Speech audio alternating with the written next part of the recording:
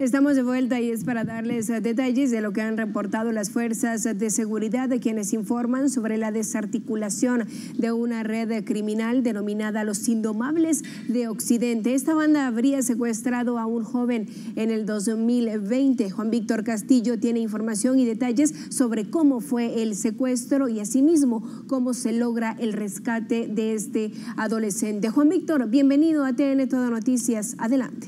¿Qué tal, Alejandra? Amigos televidentes, buenas noches. Un dato muy importante, actualmente para las organizaciones criminales en el país, no es rentable el tema de secuestro debido a las penas máximas de 50 años de prisión e incluso los métodos tecnológicos con que ya cuentan las autoridades, que hace que los maleantes piensen dos veces antes de cometer algún tipo de secuestro. Pero actuando desde prisión, un privado de libertad con alto perfil criminal, alias El Rojo, sentenciado a más de 30 años de cárcel por triple asesinato y por la fuga, planificó lo que él en su momento consideró que sería su negocio, el tema de secuestro. Ocurrió específicamente el miércoles 9 de marzo a las 3 de la tarde en el parque de la colonia La Floresta, en la zona 9 de Quetzaltenango, un lugar muy exclusivo. Según los datos, dos criminales descendieron de un vehículo y con armas de fuego privaron de su libertad a un estudiante de 15 años que de su residencia se dirigía a la tienda. Los maleantes en cuestión de una hora trasladaron al menor a una vivienda en el municipio de Nuevo Palmar, en la Cuarta Calle, Primera Avenida, lote 75, el inmueble que está viendo en pantalla. Meses antes, la gavilla había alquilado esta casa específicamente para mantener en cautiverio a sus víctimas.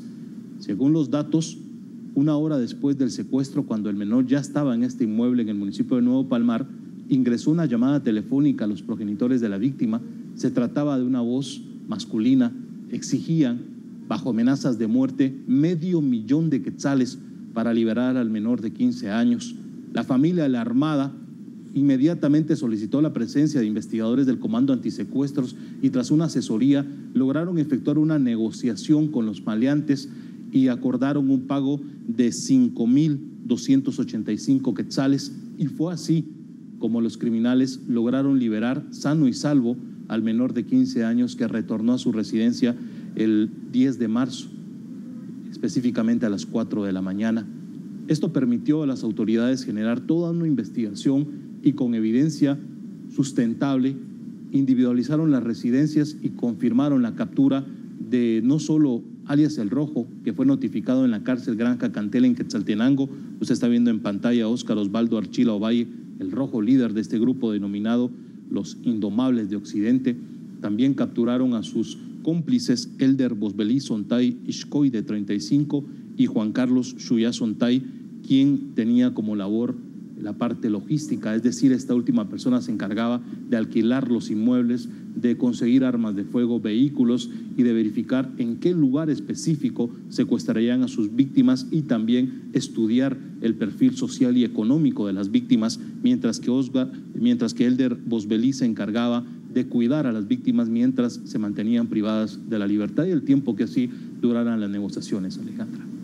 El estado de salud del menor, tú dices sano y salvo, pero en realidad él no fue lastimado, no fue golpeado, en ningún momento sufre alguna agresión. ¿Cómo fue este proceso y cuál era en sí el estado del menor? Cuando los delincuentes utilizaron armas de fuego y lo secuestran, obviamente ocurre un pánico de nervios por parte de la víctima.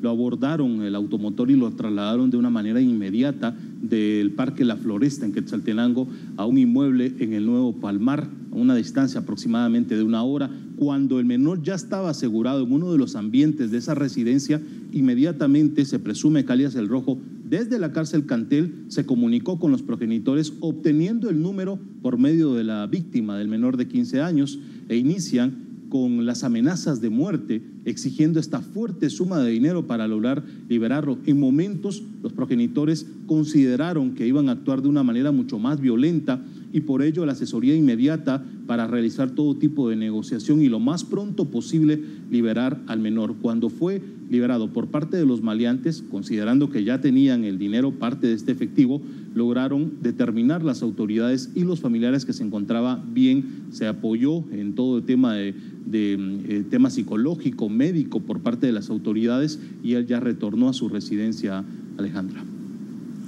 Juan Víctor, tenemos documentado el secuestro de este estudiante, tú lo has relatado muy bien, con los tiempos estipulados y con incluso las cantidades que fueron pactadas. Ahora bien, ¿se tiene información sobre casos similares, sobre otros menores, otras personas que pudieron haber sido víctimas de los indomables de Occidente?